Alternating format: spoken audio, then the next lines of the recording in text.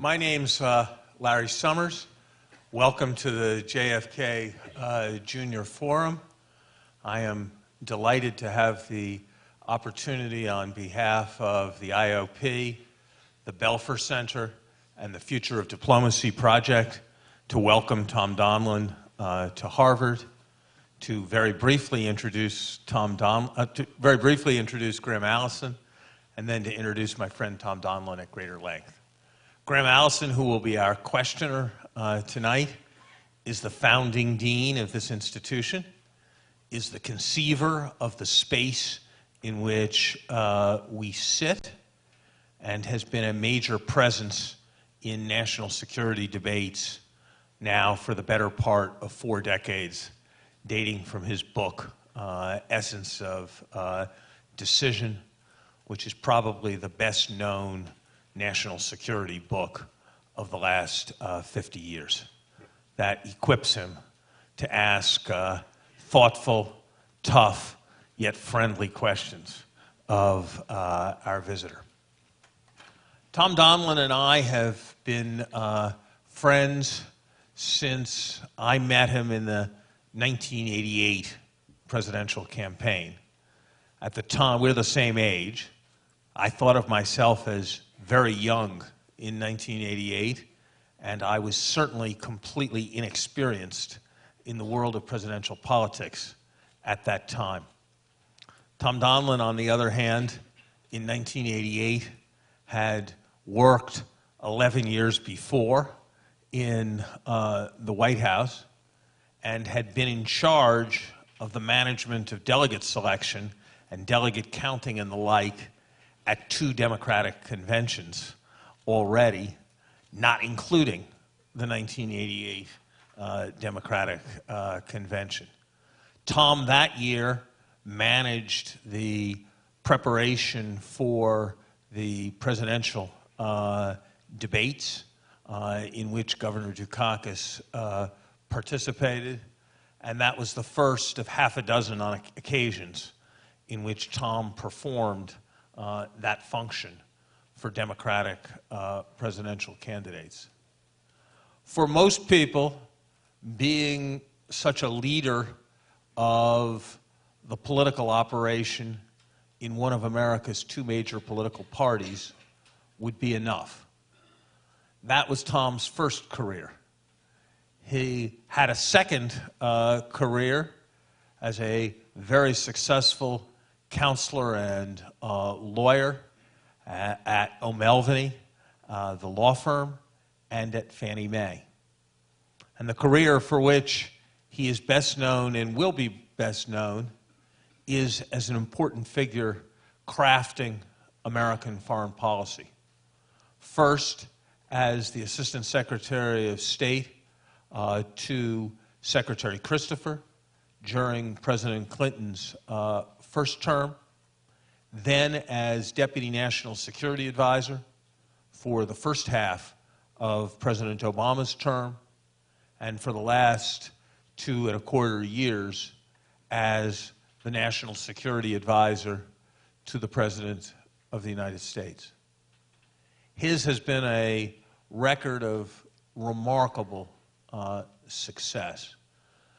I want to just conclude by highlighting one aspect of the way Tom does his job that I think should have particular resonance here at the university and has always struck me as extraordinary.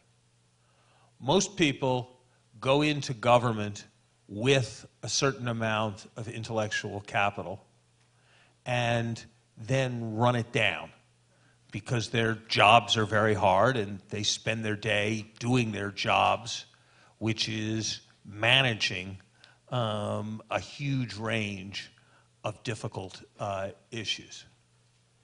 In many years of knowing Tom, I have not encountered a single occasion on which a question of the form, "What did you think of the XX article in the New York Times, Washington Post, Foreign Affairs, Foreign Policy, Journal of Conflict Resolution, or any of another dozen journals was met with the response, "What article?"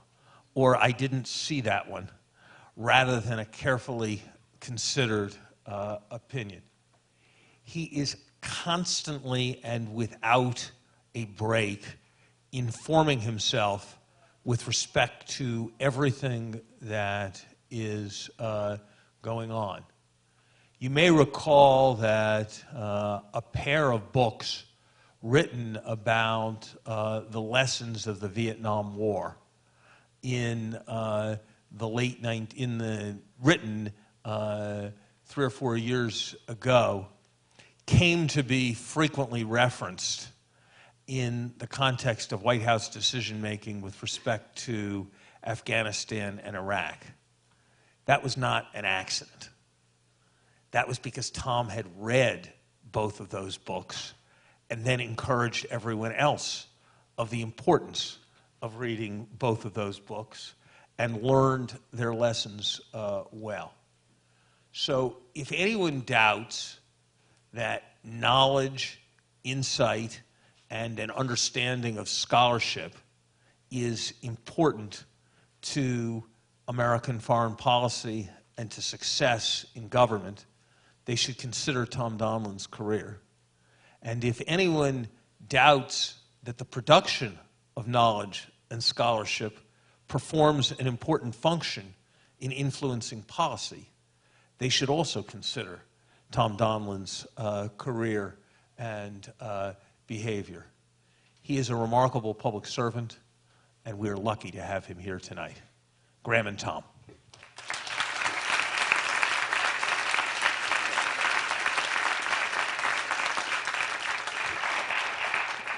Thank you very much, Larry, and it's a great honor to welcome Tom back here to the forum.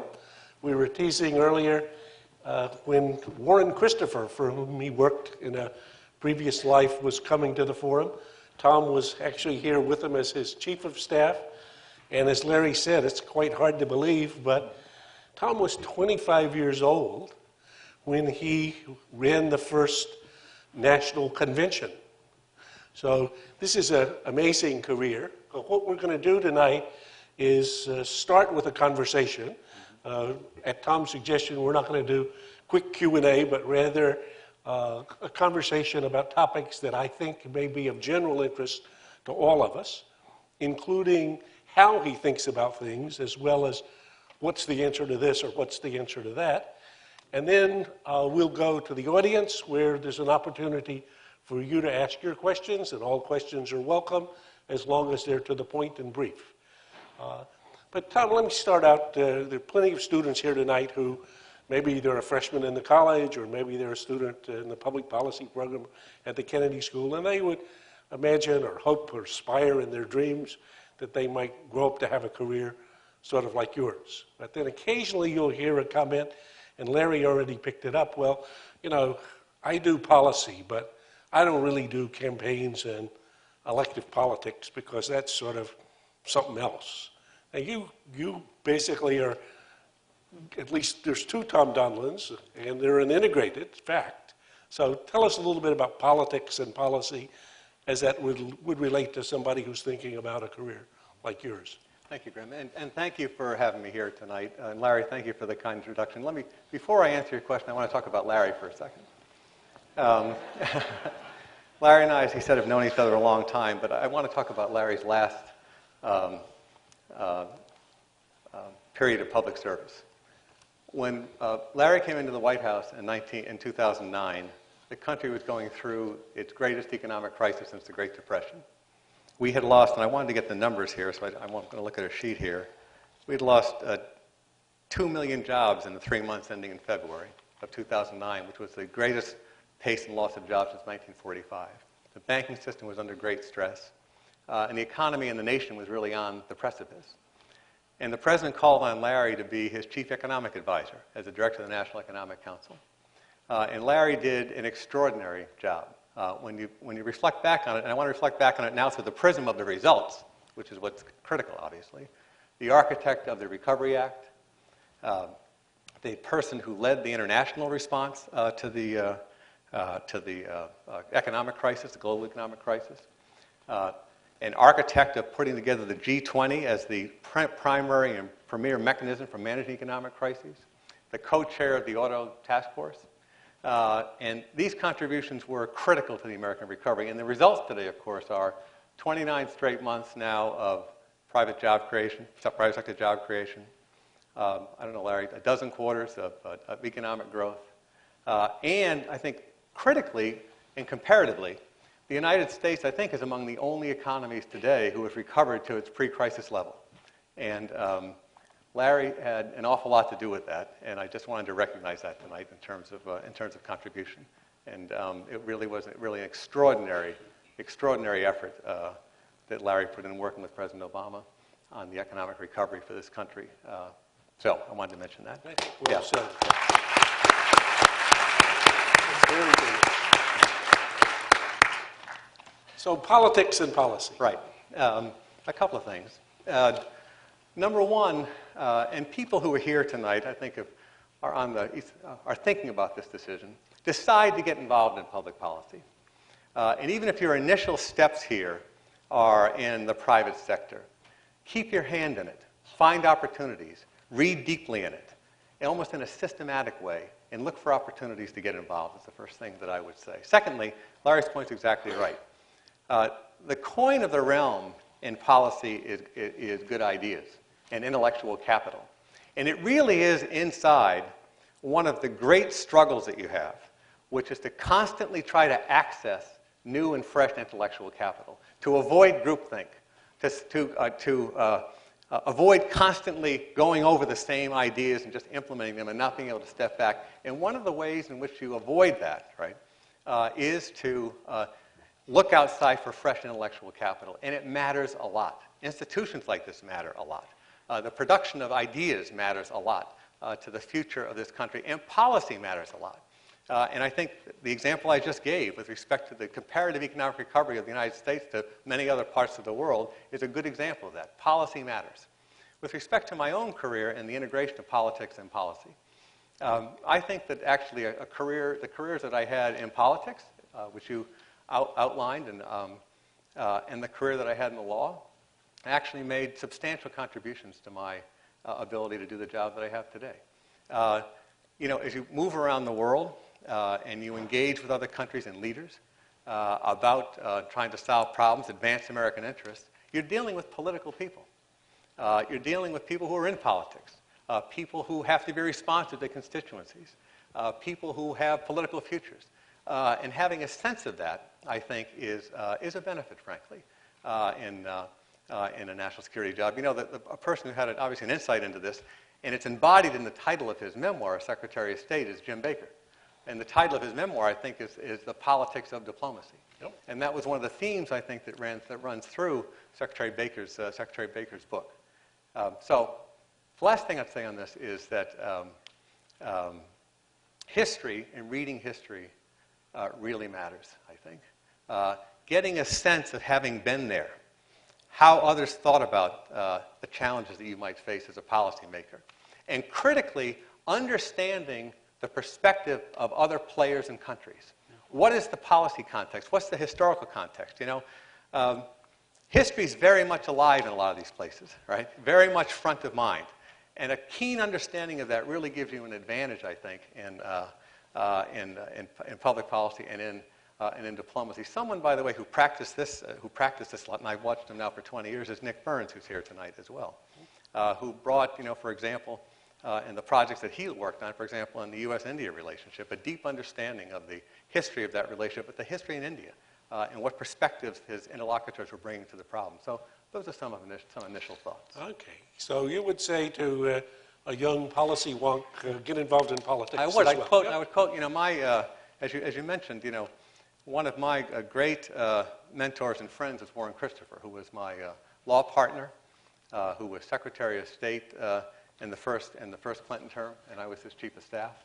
And he was my friend. He was the law clerk to William O. Douglas. Secretary Christopher was the first editor of the Stanford Law Review, and went to work, came out east from North Dakota originally, right, and ended up at Stanford. Came out east and went to work for William O. Douglas. And he repeated to me many times, the advice that Justice Douglas gave him was this: get out in the stream of history and swim as fast as you can. And that would be my advice as well. I'd say that's very good advice. When one of your illustrious predecessors as National Security Advisor... They're all illustrious. All of them, some more illustrious than others. And the one who might regard himself as the most illustrious of your predecessors, Henry Kissinger, my old professor, was here last spring. And a student got up and asked him, what did you do in college or in graduate school? What did you study? What course? What did you read that you thought best prepared you for stagecraft? Let's see what he said. Okay. If the forum... I believe, as a general proposition, that the best preparation for government is to study philosophy or political theory and history, because it trains your thinking and forces you to examine your assumptions. Okay. What about that? I agree with that, as I just said. I think that a deep reading of history is absolutely essential. As Larry said, you've got to continue it. And as you run into new problems, take the time to read into them. May I make a remark about Secretary Kissinger just for a second? And I see a lot of people here tonight who I assume are not principally here to see me, but are here for the campaign managers conference, which is also taking place in the next couple of days, as I understand it. On the national security side of our politics, you really do have a cross-pollination between parties. I rely on and talk to my predecessors of both parties often. I probably speak to Secretary Kissinger once a month, maybe more than that. And he's always incredibly generous with his time and insight. I speak to my immediate predecessor, the Bush 43 Second National Security Advisor, Steve Hadley, on a regular basis. There really is a tradition which is not as established on the domestic side as it should be, frankly, of having conversations about and talking deeply about national security challenges on a bipartisan, a nonpartisan basis. There's lots of different reasons for that, including, by the way, institutions like this and the kinds of fora that the national security people find themselves engaged in. But it's something that is very much present on the national security side, and it's not present on the domestic side as much as it should be. That's a very interesting observation. Yeah. One of the things that students can take advantage of, the forum has now taken all the previous forums and put them up on their website. And the national security advisors who've been here, we've been honored to host, started with Mac Bundy. So you could, and Steve Hadley was here not that long ago. Let me go to a tougher question for a second, Tom. So when people do the reps about the Obama administration, one of the common ones is, well, absence of strategy. I mean, Spig Brzezinski, another one of your predecessors, likes to try to make this argument. So to the proposition that the Obama administration is great at improvisation, but not so much at strategy, what would you say? Well, I'd respond this way. When we came into office, we came in after an exhausting time in American foreign policy. Now, I don't think that's a partisan comment. It was a time of great exertion. And I see a number of folks here from the prior administration. I don't think they disagree with that. Tremendous exertion and some exhaustion. And a huge expenditure of capital on the part of the United States, and the need for restoration of United States prestige, power, and authority in the world as kind of a first-order problem that needed to be addressed. And we went about doing that, I think, as a matter of strategy, and went about the project of, in the first instance, again, providing that platform from which the United States could pursue its long-term interest towards reestablishing that prestige, power, and authority in the world. By the way, there were lots of reasons for this. You know, the war in Iraq was a tremendously exerting effort. The financial crisis had I think, went to American prestige, power, and authority as well. There was also the general dynamics of the leading power and others organizing against it. There are lots of reasons for it, but nonetheless, that was the circumstance. And we went about it, Graham, I think, in a quite conscious and strategic way, really through 5 or 6 lines of work. First and foremost was the restoration of the economy, which we were talking about earlier in the conversation. Absolutely essential. President Obama, in a speech at West Point, and I don't have this exactly right, but I'll be close, said that, and basically articulated an iron law of history. There aren't a lot of iron laws of history, but this is one. That no nation has ever been able to maintain its political and military primacy without maintaining its economic vitality. And I think that's absolutely true. And we went about, as a first-order priority, restoring the American economy. Second, alliances. Again, through a period of tremendous exertion, a lot of major projects during the period before we came into office, alliances had been frayed, and there had been a lot of work that really needed to be done. And we went about consciously restoring American alliances, both, by the way, in Europe and in Asia. That, by the way, I think is important from a number of perspectives. Alliances are a unique American asset. If you look at the competitor nations around the world of the United States, no other nation in the world has the system of global alliances that the United States does. And this, of course, has been a global alliance system that's been put together through half a century of bipartisan effort. And again, a unique American asset. And indeed, I think if you were putting together a chart, if you will, you mentioned Dr. Brzezinski, in his latest book, Strategic Vision, he has a chart where he lists the liabilities and assets of the United States, where he's discussing the issue of American decline. And he has a list of things, and we can talk about them if you want. But one that I would add to Dr. Brzezinski's list would be the American Global Alliance System. And so we set about, and I think our alliances are in very good shape in Europe and in Asia right now. The third aspect of the strategy was to work on great power relationships. We had worked basically through a policy of continuity but intensification with respect to China. But in Russia, if you recall, in the summer of 2008, there was the Georgian invasion, and the Russian relationship was at a low point. And we went about working the great power relationships, again, from a strategic insight, right, which was this, that if great power relationships between the United States, great power relationships are in a productive and constructive place, the United States can achieve a lot with respect to its global priorities. And if they're not, it's going to be a lot more difficult. The fourth area where we put a conscious effort strategic was on emerging powers. And what we tried to do is to step back and ask ourselves the following question. What are the alliances, what are the groupings that we would need to solve problems 10 and 20 years from now? And identifying those emerging countries, the Brazil, South Africa, Turkey, India, I think was a critical piece of this. And we went about consciously working those relationships. There have been pluses and minuses, frankly, to our record with respect to enhancing those relationships. But I think on the whole, we have. The fifth thing that we did was to look at the American footprint and face to the world. And this is really critical. And it comes under the general rubric of rebalancing. And that's typically discussed in the media as only having to do with Asia. That is, rebalancing out of the war zones in the Middle East and in South Asia to a lot more emphasis in Asia. And that was part of it, but it was a more general rebalancing. And again, the question presented was, and every new administration comes in and asks themselves this question, where are we overinvested and where are we underinvested? And we took a very strategic look at this and concluded geographically that we were overinvested in the war zones in Iraq and in the Middle East, and that we were underinvested geographically in Asia. We came to the conclusion that we needed a more targeted counterterrorism effort.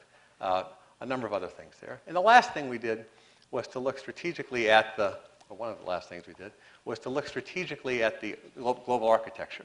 And we can have a longer conversation about this, but we wanted to build an architecture for the 21st century, and one of the things, obviously, we gave an example earlier, was, for example, the G20, where we asked ourselves, is the G7, G8 mechanism really an effective mechanism for managing economic crisis? And we came to the conclusion that given where the world was going, right, where it was, that having a mechanism that represented 85% of GDP would be a much more effective mechanism. We put together the G20 mechanism. So I guess that at the end of the day, I'd answer the question you asked in that way, that we had a specific problem, a specific strategic problem that we had to address, and we went about half a dozen or so lines of efforts to do that in a very conscious way. Okay, and Tom, you mentioned the declinist proposition. So that's one of the topics that's much debated here. Joe has been actively involved in this debate. So obviously, as Americans, we know inherently we deserve to be number one. Providence declared us to be number one. We couldn't conceivably be in decline. But when you do the balance sheet, what do you think? Well, let me talk about that for a second. I think if you look at the fundamentals, in fact, America is not a nation in decline. And indeed, I'd ask, let me start with a kind of a broad answer to your question. If you ask yourself the following question, which among our competitor countries, right, has a better position going forward than the United States? And the answer to that question is the United States has a far better position in terms of fundamentals comparatively going forward. And indeed, you had the clip from Dr. Kissinger earlier. I asked him this question once a couple of years ago. And his response was quite straightforward. He said, well, what country in the world would you rather be national security advisor for other than the United States? And I think that's a pretty good answer to the question. The other thing that I would say about this is that we've seen this before, right? And we've seen this question asked. And again, Joe Nye has done tremendous work on this. Well, I don't know what year Bound to Lead was, 1990 maybe? 1990, yeah. Has been looking at this question for a long time, right through his latest book on power. And America has an instinct to ask this question a lot. To ask this question about how are we doing? Are we in decline? Are we moving forward? What do we do to keep moving forward? It's in the American psyche, it's in the American character, and it is one of the great attributes in terms of preventing us from going into decline. Asking that question constantly, testing ourselves against that proposition constantly, I think is really an attribute of the American psyche and the American mind that there's actually a preventive mechanism, it's a great strength, and it counteracts that. Now, if you look at the facts, right? Again, if you do the balance sheet, I think a fair reading of it would indicate, what again in Dr. Brzezinski's book he calls residual American strength, right? And if you take the list, it's a pretty powerful list, and it really isn't comparable to the rest of the world.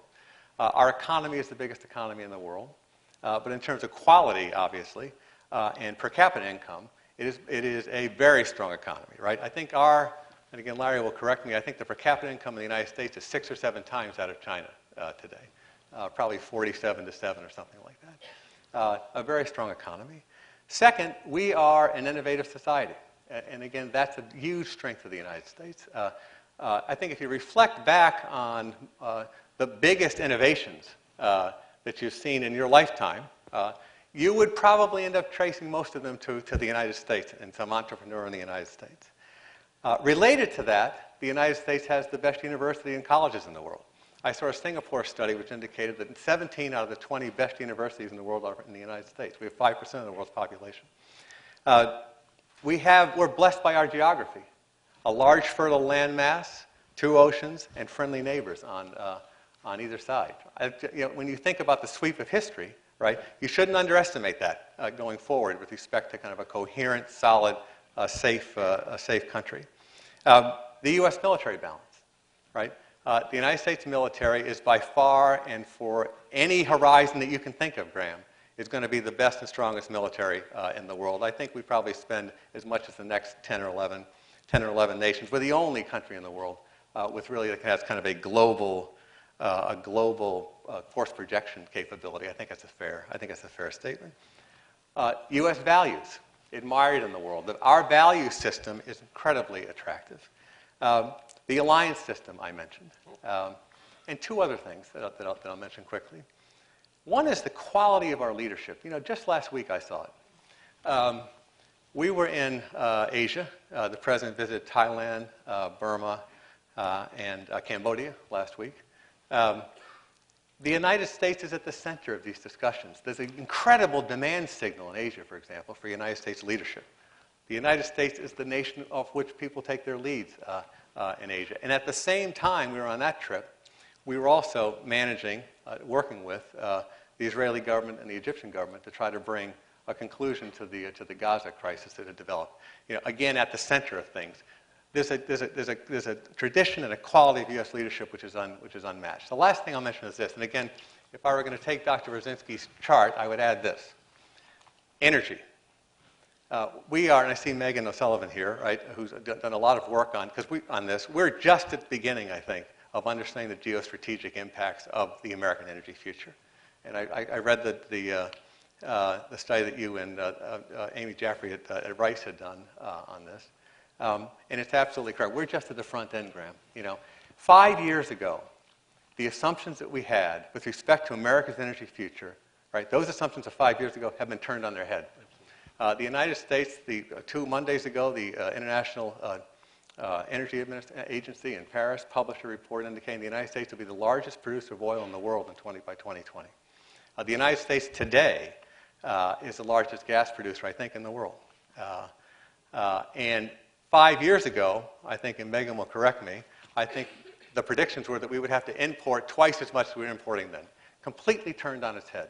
This is an important and huge asset for the United States when you think about it. The impact of that, right? And Dan Yergin's group has done a lot of work on what the economic contributions of this would be over time.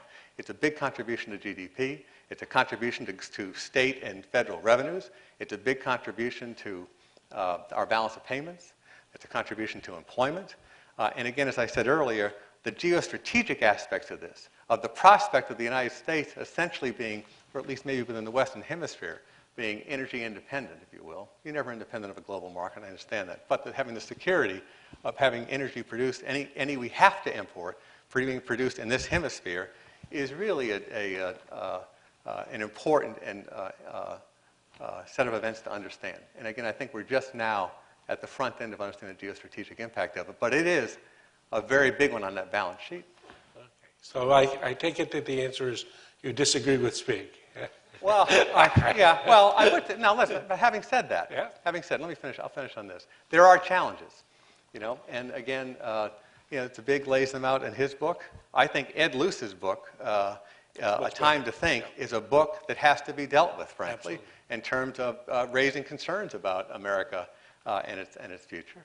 Neil Ferguson here has written very powerfully about the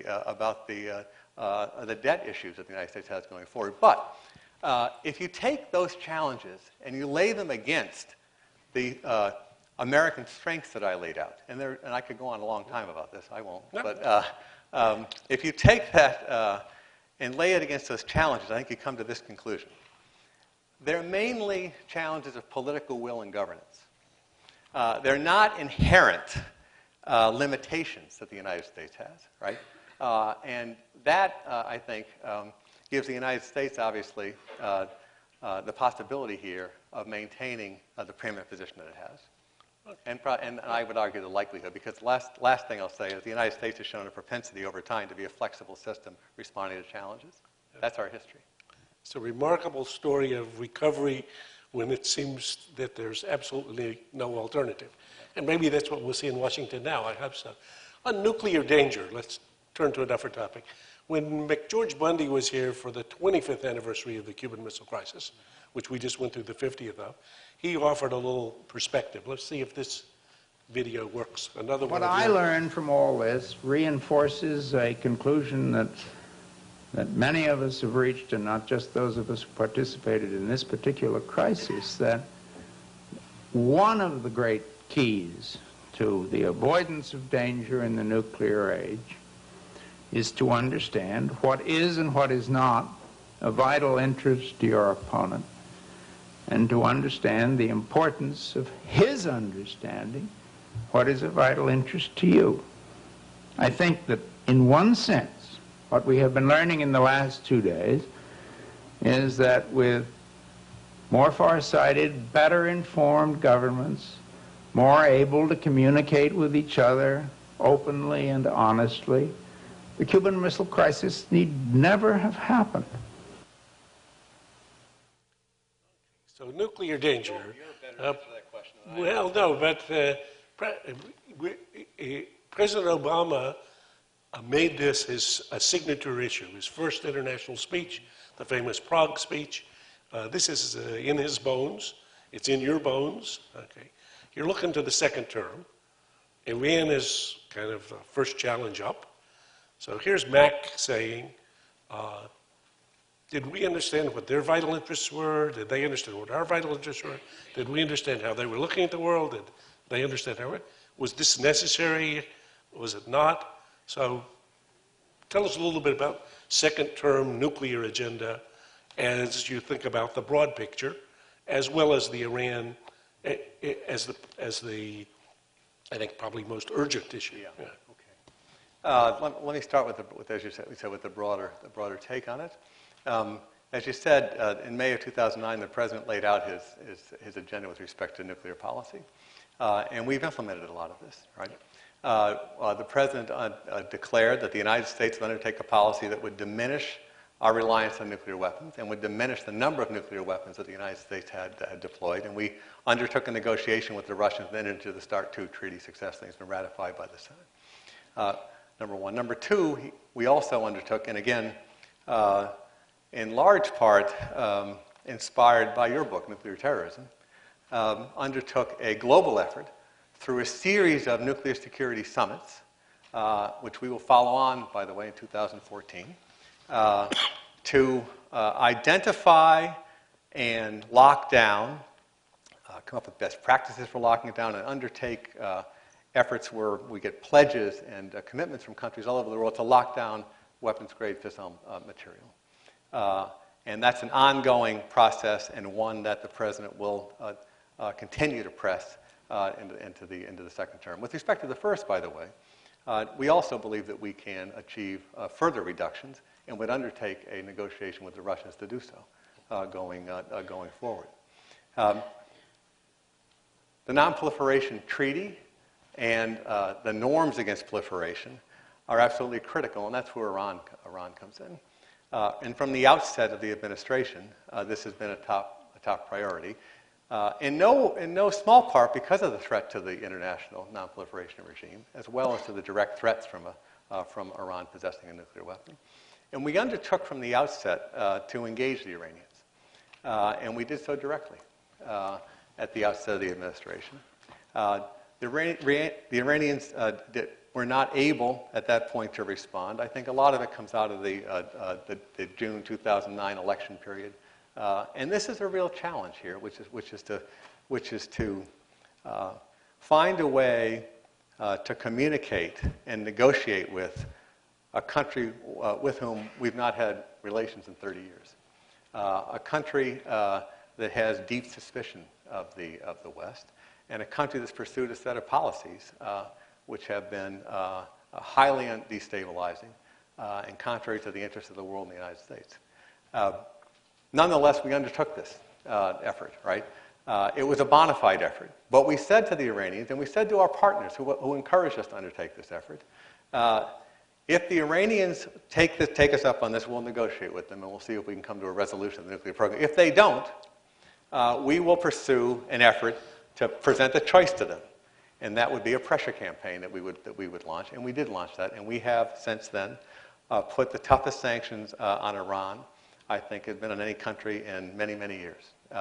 Tremendous pressure, and today we continue to try to force that choice. The Iranian economy today has seen the value of its currency drop precipitously. It has official rates of inflation, I think, are up to 20%, high unemployment. Trying to force the point where the Iranians decide that, in fact, they need to sit down and have a discussion. But this challenge that you have about overcoming the suspicion and trying to get to the right decision makers, this is a real challenge with respect to the Iranian program. The president has attempted to do this directly. We will continue the pressure campaign. We have essentially what I would describe as, in terms of the pressure campaign, a multivariable, simultaneous set of efforts that we're doing: economic sanctions, political isolation. We're building up in terms of protecting our allies in the region. We have a very big presence in the Persian Gulf now, as you know, and a number of other things to try again to present this choice that would allow the Iranians to try to find themselves at a place where we could have a direct discussion. Because I think only a direct discussion is going to be able to address the problem. But it will involve the Iranians making a strategic decision too. Okay. Let me take you to one more question, and then I'm going to open it to the audience. Tom, I think Vice President Biden says Donilon is the most important person in the national security decision process. And you've studied national security decision processes. You've thought about different national security advisors. You and I have talked about how you've sort of considered how you're trying to manage your role.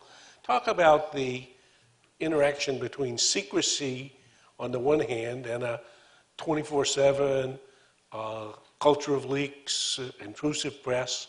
And a good example is the bin Laden affair, where I think the biggest surprise to most people was that the U.S. government kept the most interesting secret in the world secret for 6 months while you deliberated. So what is secrecy, how does it relate to a sound deliberative decision-making process as you think about managing NSC? Yeah.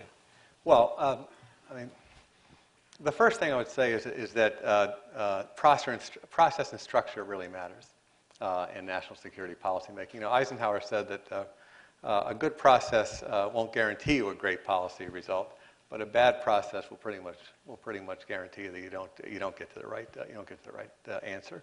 And I think that's right. And we constructed from the outset very consciously a process for deliberation and timely decision making. Our structure is based on the structure put together by Brent Scowcroft and Bob Gates and the Bush 41 administration, and we did it quite consciously.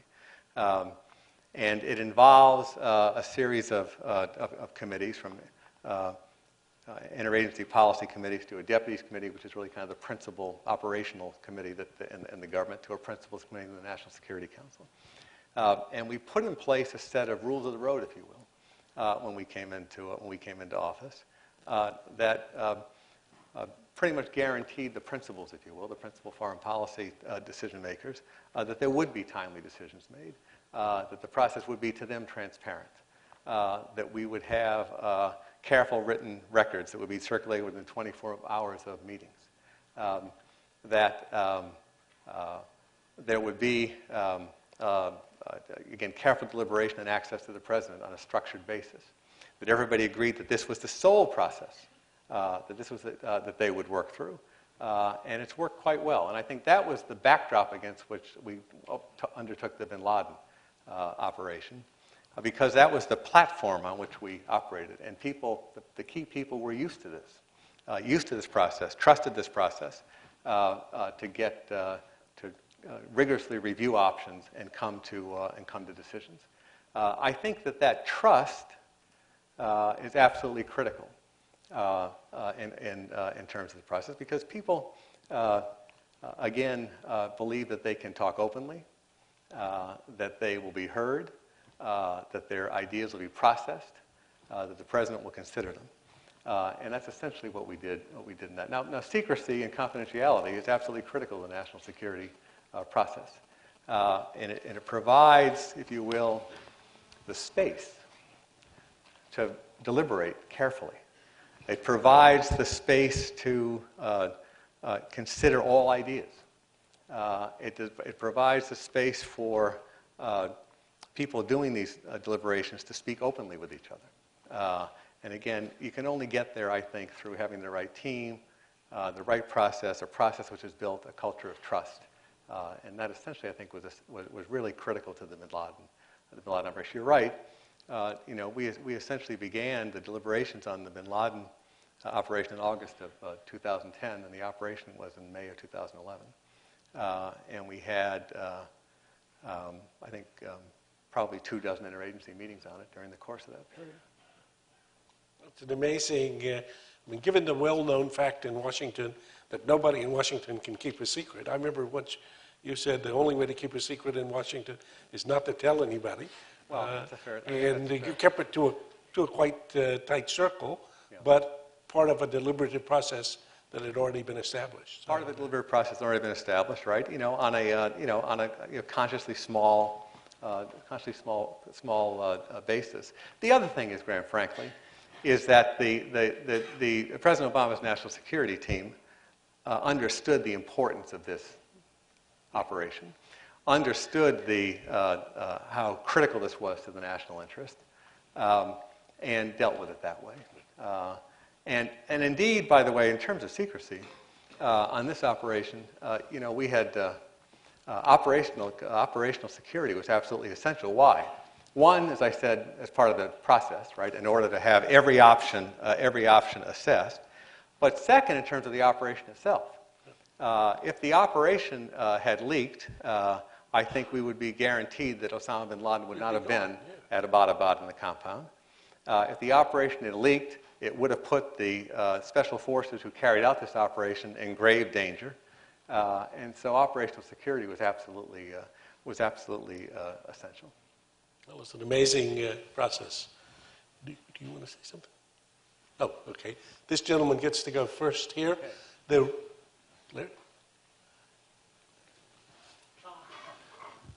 you hear me? Yeah. Tom, you've worked closely with three presidents, President Carter, President Clinton, and President Obama.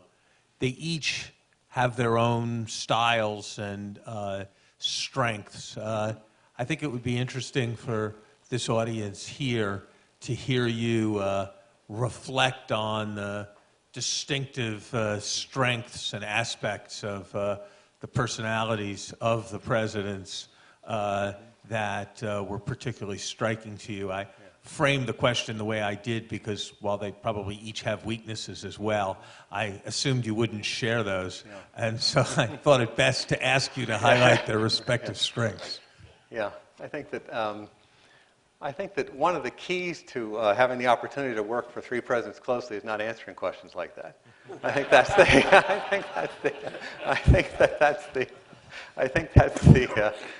the first thing that I would say in response. Listen. I've been privileged to work with three presidents, as you said, Larry, and I also am fairly old school about this, and my observations on my interactions with the presidents. I think I'll keep for another time. Yeah. Good. We'll let this gentleman, and please introduce yourself. Questions should be on any topic you want that's relevant, as long as they're brief. But Great. Mr. Donilon, I want to thank you for being here to start off. My name is Ibrahim Khan. I'm a junior at the college from Lahore, Pakistan. And my question is about the United States' relationship with Pakistan and how you see that relationship evolving across the next 4 years. President Obama's in his second term. What changes do you foresee? And in particular, I would appreciate it if you could say a few words about the use of drones, maybe. Okay. With respect to the relationship with Pakistan, it has had its challenges, and it's understandable, frankly, under the stress of conflict in that region for an extended period of time, including the United States' involvement in Afghanistan since the early 2000s. Point one. Point two is that Pakistan has been a critical partner of the United States in terms of its counterterrorism efforts. And indeed, Pakistan has lost many thousands of its own forces in battles with terrorist groups. And that partnership with the United States has been critically important. It's important, obviously, as part of the effort that we've undertaken since coming into office, working on the work that our predecessors have done to make every effort we can to defeat Al-Qaeda and their associated forces. And we have done that. And we have managed a targeted effort every single day of the week to do the best that we can do to put Al-Qaeda and associated forces on the path to defeat and to protect the United States of America. And the frame for this is really important for the second part of your question, which in the frame here is that we are in an armed conflict with Al-Qaeda. Back to Pakistan for just a second, though. Again, we've had disagreements, and we have had episodes where there have been difficulties. And indeed, one of the difficult moments that we had was in the wake of the Abbottabad raid, frankly, and our effort to get and to bring to justice Osama bin Laden. And we took that into account, that in fact that there would be sovereignty concerns in Pakistan. I had a conversation with the head of the armed forces in Pakistan after the raid. And we knew there would be sovereignty concerns, but we had to make that kind of judgment, right? We made the judgment that, in fact, that this was so critical to the United States' interest that we were going to go ahead. That President Obama had said since his campaign that if we had an opportunity unilaterally to take action against Osama bin Laden, we would do so. And number three, that, as I was saying to Graham, operational security mandated that we didn't tell hardly anybody in our own government, never mind another government, with respect to this. So, again, we've had ups and downs. I think right now, and we also had a terrible incident, last November, where the United States forces mistakenly killed a number of Pakistani forces in a terrible incident, which we had to work through. And we work through these things, right? Because I do think that we have a strategic interest in defeating terrorism and in having a stable South Asia ultimately. I think right now, frankly, we're in a period where we are having a much kind of a steadier pace of engagements and discussions about the basics of our relationship because we don't have a crisis right now that we're trying to get past. And I think it's an important period right now for us to continue to work with the Pakistanis. On the issue of UAVs, unmanned aerial vehicles, our effort there, again, is in the framework of our counterterrorism efforts, which is in a conflict against Al-Qaeda and associated forces.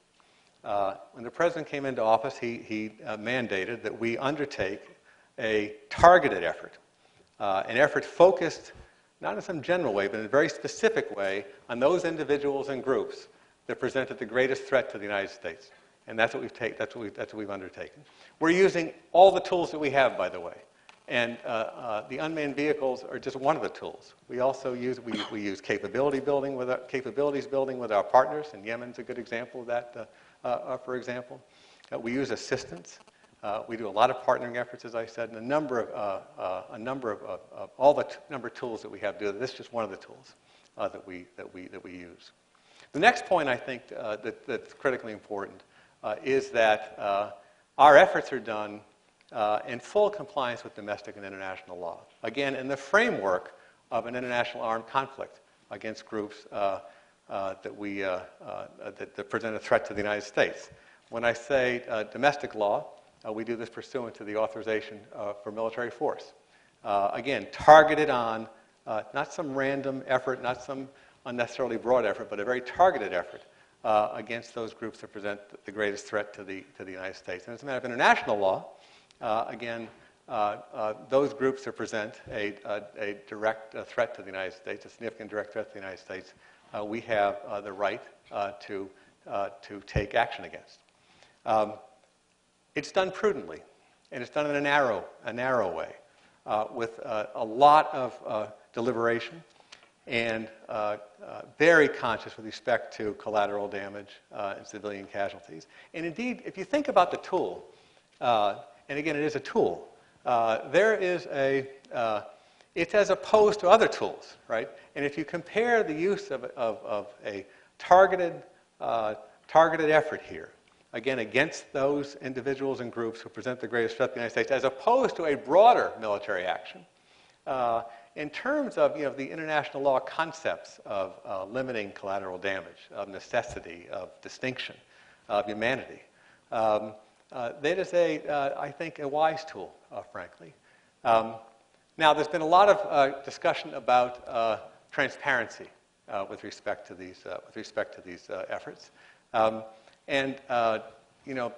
Jack Goldsmith, who teaches at the law school here, made this point very powerfully, and I guess not his latest book, but the book before that. And we have made an effort here to lay out the principles that undergird our counterterrorism efforts. Our counterterrorism advisor, John Brennan, has given two very important speeches, one actually at the law school here, and then another at the Wilson Center. The Attorney General has addressed the question of whether a United States citizen could be considered a leader of an enemy group and could as a matter of law, be targeted. The general counsels of the Defense Department and the CIA have laid out other aspects of this. So again, at the President's direction, we have tried to be as transparent as we can with respect to principles. We obviously cannot talk about specific military actions, but you wouldn't talk about specific military operations in any context, not just with respect to this tool. So those are some of the thoughts that I have in response to your question. Thank you. Gentleman in the loge. Mr. Donilon, thank you very much again for sharing your thoughts with us here tonight. I'm Josh Barthel. I'm a student here at the college, and I'm asking this question on behalf of the JFK Junior Forum Committee. And the question is, do you interpret the results of the recent election as a more permanent shift to the left in U.S. politics? And if so, or if not, what would you anticipate to be the upcoming response on the Republican side in terms of policy making? Yeah. Thank you. Unfortunately, Josh, my position really doesn't allow me to comment on politics. We make every effort, the National Security Council, to run a nonpartisan effort here, and I just really can't comment on politics. That's something I would have commented on in another life, but not this one. Okay. I think in another life it would be an interesting answer too, but save it for now. This gentleman in the next loge. Yeah. Hi, my name is Alex Jurgen. I'm a joint student between the Business School and the Kennedy School. My question is on Burma. What do you view as the results of the recent trip, and what do you see as both the role of the Burma-U.S. relationship and Burma's sort of role in the broader Asian security context? Yeah, thanks, Alex. That's a good question. As you know, President Obama was the first president to visit Burma last week, and it was really a historic visit. It's the result of a lot of work, and it's basically been an engagement with the Burmese, right, and an action-for-action system, right? So they take, and it's been kind of a remarkable journey that they've had underway really since the summer of 2011. Actions taken by the Burmese would be met by actions by the United States in terms of loosening up engagement, sending an ambassador, loosening up the sanctions, and I think that engagement has worked well. You know, I think that the Burmese were looking for a way out of isolation, a way forward with respect to particularly economic development, and we're willing to take that journey with them as long as they're willing to keep moving along on the road towards democracy and openness. They have a ways to go, obviously, going forward. We've worked very closely with Aung San Suu Kyi on this project. The president met with her during his recent visit. She's been a very important voice in terms of informing our deliberations on Burma. But it's been, again, I have to say, it's been a remarkable set of steps going forward here. But again, they have challenges going forward. They have to continue to, I think, open up the political system, move on the path towards democracy. They have ethnic conflicts, which, as you know, are a very big problem for them that they need, and they've taken steps to engage in preliminary, if you will, understandings with various ethnic groups. You know, in Rakhine Province, they have a very active and terrible circumstance underway with the Rohingya minority group there.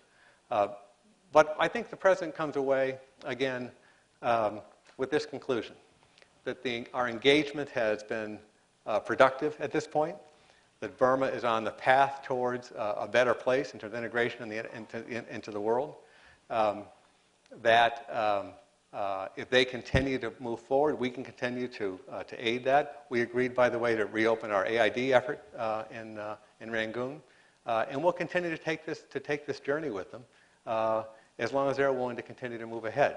There was tremendous excitement in Rangoon when we were there. You know, the road was lined 3 and 4 deep. As you can imagine, an American president coming to Rangoon, Burma, was quite an event. You know, they have tremendous poverty problems. I think only 20% of the populace has electricity, so there's a lot of work to be done. But they're opening up, and they have an opportunity now. Last thing I'll say about this, because you asked a regional question, is that I'd underscore this point. This is a good example for the North Koreans to take a look at in terms of their steps going forward here. You know, a new leader who at least has proclaimed publicly that his priority is the economic well-being of his people, terribly isolated, And it would be an important example, I think, for the North Koreans to take a look at in terms of the path that they might travel down. The president has offered them that path. To date, they haven't taken that. They've taken an entirely different path here. But it's an important example, I think, for the region, and it's been a success in terms of engagement. Thank you. Good. This gentleman, please. Hi. Thank you, Mr. Donilon, for visiting us here. My name is John Soylu. I am a sophomore from Turkey at the college, and I have a question about the Patriot missiles that are currently being in the process of installed in Turkey. Right. NATO is looking for missile sites, and some in the Turkish media have argued that Russia and Iran's vocal opposition to the placement of these missiles is because because the U.S. or Israel is going to strike Iran, and this will provide defensive capabilities to the NATO bases in Turkey, and Syria is just an excuse, which is a very interesting comment. How would you respond to those comments? I'd say a couple of things about it. And there's two different aspects to this. There's the general European missile defense system, which is being put together, and Turkey is a NATO member.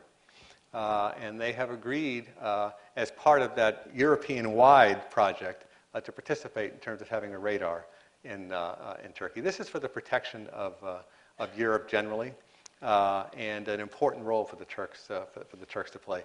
We, by the way, as I said in my opening comments to Graham's question, have undertaken an aggressive effort, a deep effort, to establish a really productive relationship with the Turkish government as an emerging power. The first trip that the president took as president was in April 2009. He went to the G20 meeting and the NATO summit in Europe, and then went to Turkey.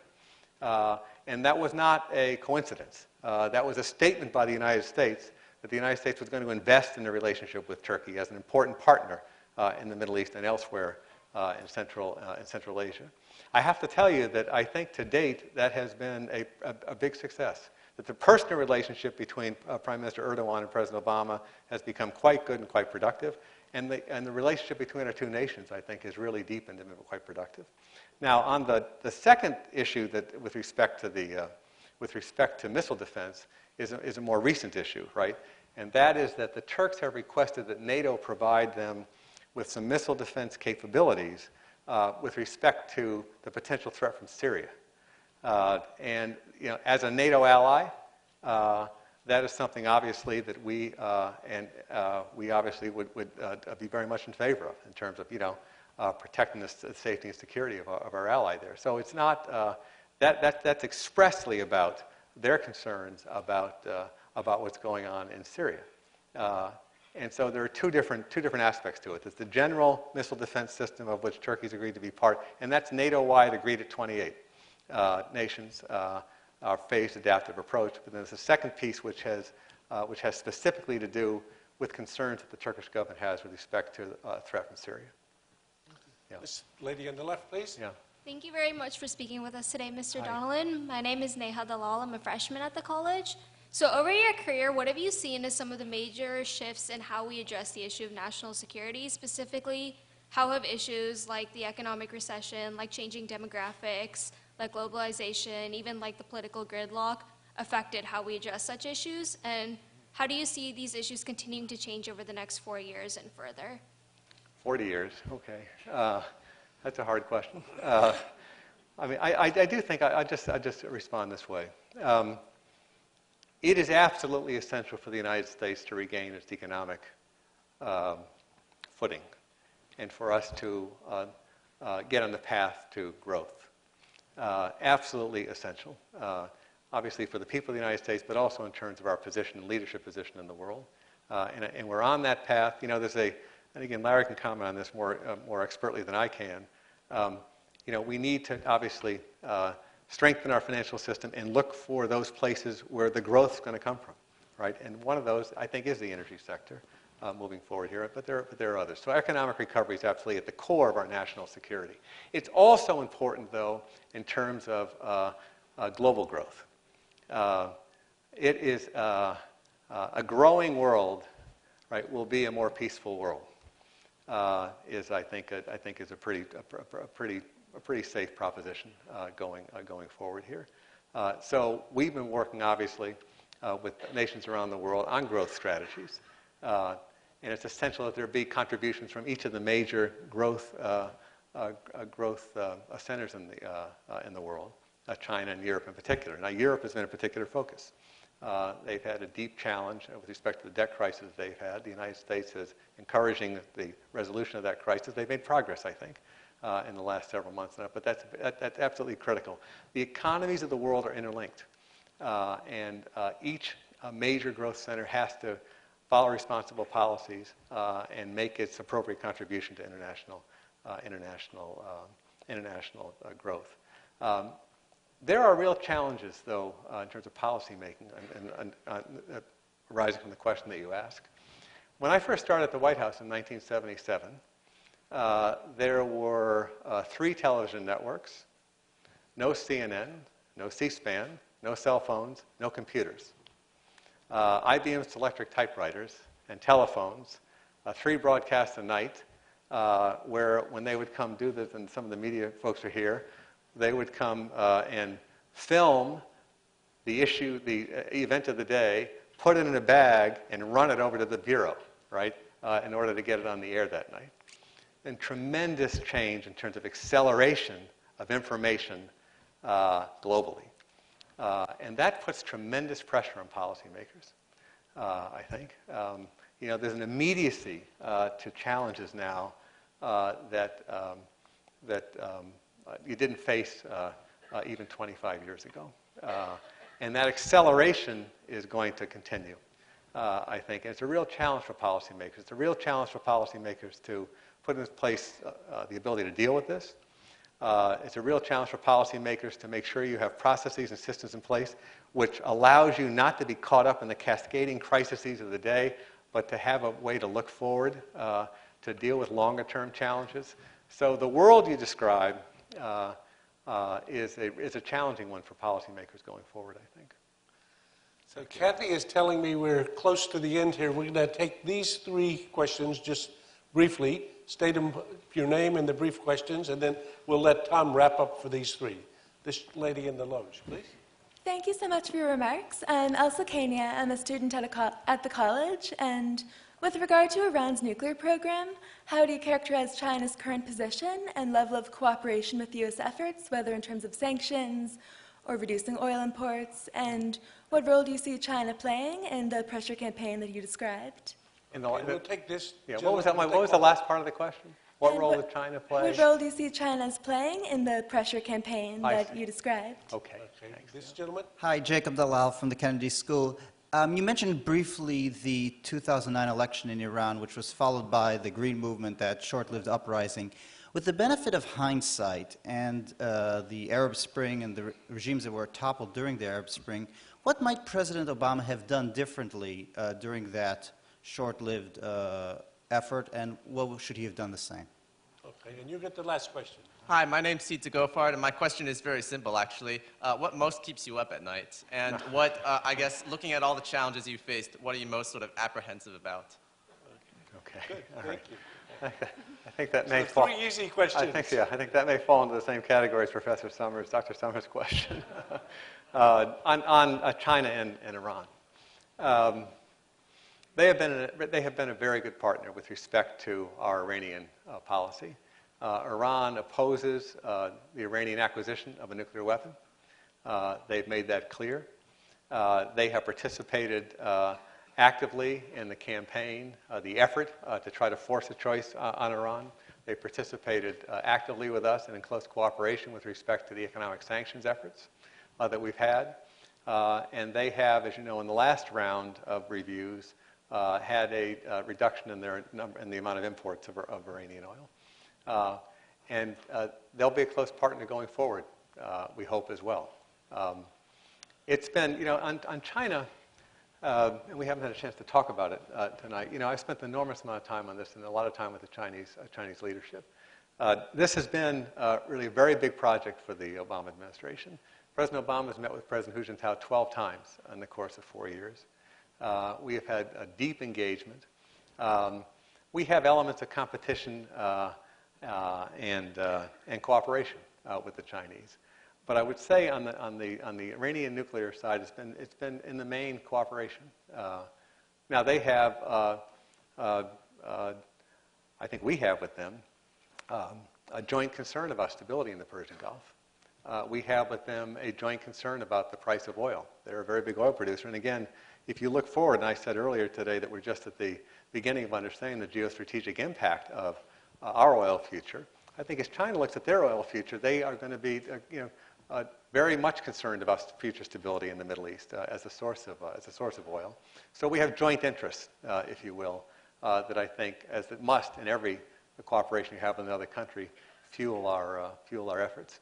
So I think to date that we've had a cooperative effort with the Chinese with respect to the Iranian project. Been very important, as we've had on a number of projects with the Chinese. We've had our disagreements as well, and we have a lot of work to do with the Chinese, particularly in the economic area.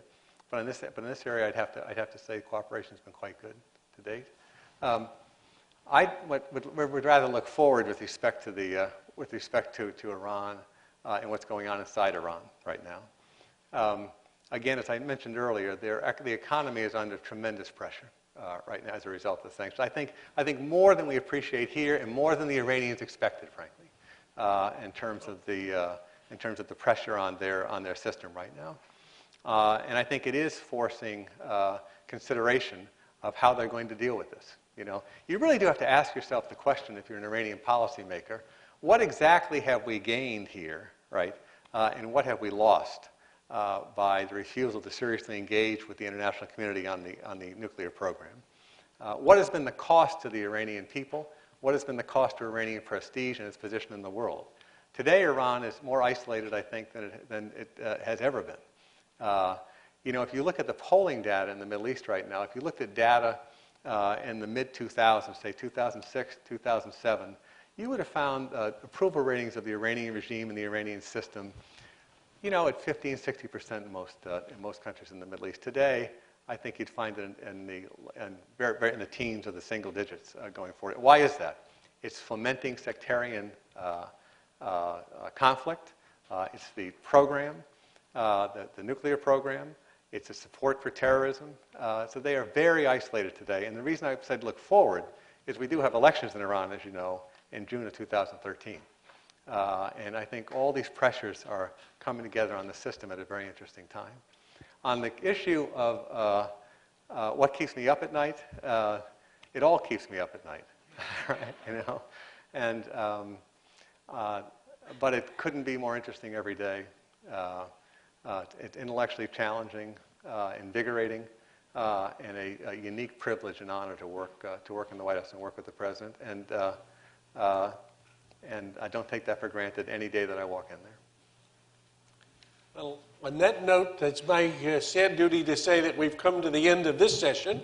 We look forward to Tom coming back, but let's say thank you very much for coming and for your service.